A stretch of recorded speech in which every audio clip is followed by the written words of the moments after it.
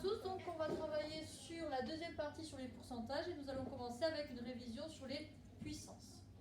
Donc ici, au niveau des puissances, rappelez-vous que nous travaillons pour A appartenant à une étoile. Je vous invite donc à revoir la vidéo sur les ensembles de nombres. Et on va considérer M et N appartenant à grand N. Donc première propriété, rappelez-vous que lorsqu'on a une multiplication, on va avoir une addition au niveau des exposants avec la même base. Donc on va avoir du M plus N. De la même façon, si on a A à la puissance M sur A à la puissance N, nous allons avoir un phénomène de soustraction au niveau des exposants. Et la propriété qui va nous intéresser plus particulièrement, c'est celle-ci. Quand on a M à la puissance M à la puissance N, nos exposants vont se multiplier. Dernier rappel, A à la puissance 1 qui vaut A à la puissance 0 qui vaut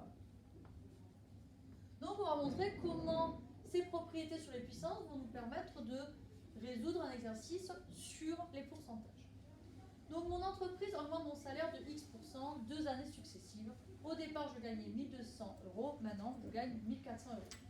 Nous savons que toute augmentation ou diminution de pourcentage peut s'exprimer avec un coefficient multiplicateur que je vais appeler T.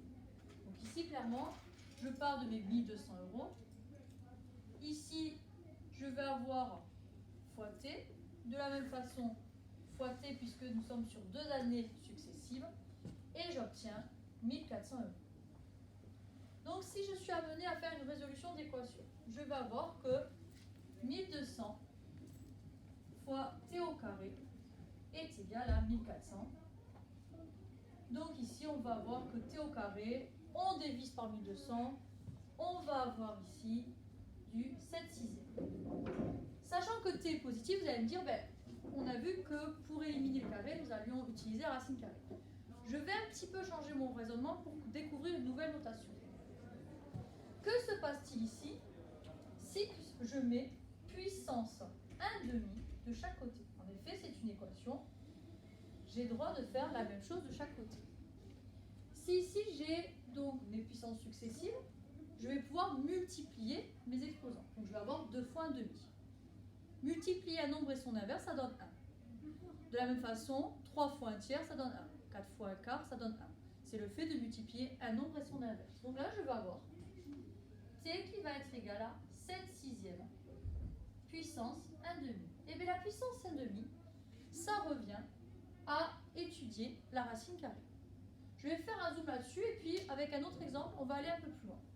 Donc ici, la puissance 1/2 correspond à la racine carrée. Alors maintenant, si j'ai A qui est à la puissance N et j'ai un nombre B, comment vais-je faire pour me débarrasser de cette puissance N? Eh bien, je vais utiliser la puissance 1 sur N de chaque côté. Pourquoi? Parce que 1 sur N est l'inverse de N. N fois 1 sur N est égal à 1. Donc je vais voir clairement, par l'entremise de cette propriété, que A est égal à B puissance 1 sur N. Vous allez me dire, oui, mais comment on va le faire à la calculatrice? Quel est le lien avec les racines? Si vous regardez sur votre calculatrice, au-dessus de l'accent circonflexe qui ressemble à puissance, vous allez avoir la racine énième. Et bien ceci, on va pouvoir l'écrire N racine énième de B. Alors je vais faire un autre exemple. Nous allons avoir ici un salaire de 1000 € et chaque année, on a un coefficient multiplicateur de T. Et à la fin, j'obtiens un salaire de 1331 €. Donc ici, T fois T fois T, nous nous retrouvons avec 1000 fois T au cube qui est égal à 1331 €. Je fais ma résolution classique, entre là on a de la multiplication, on va diviser par inverse. Donc je vais avoir T au cube qui est égal à 1,331. Donc là on va mettre à la puissance 1/3 ou on va encore parler de racine troisième.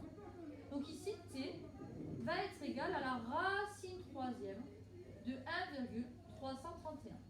Vous la verrez donc au-dessus de l'accent circonflexe sur votre calculatrice. Et là on trouve que T est égal à 1,1. coefficient multiplicateur de 1,1 qui correspond à une augmentation de 10%. Donc ici, si mon salaire en 3 ans est passé de 1000 euros à 1331 euros avec la même augmentation, il s'agit d'une augmentation de 10%. Je vous invite donc par rapport à ce calcul-là à regarder la vidéo 1 sur les pourcentages qui met en lumière, on va dire, le rapport qu'il y a entre une réduction ou une augmentation en pourcentage et le coefficient multiplicateur. Au revoir à tous.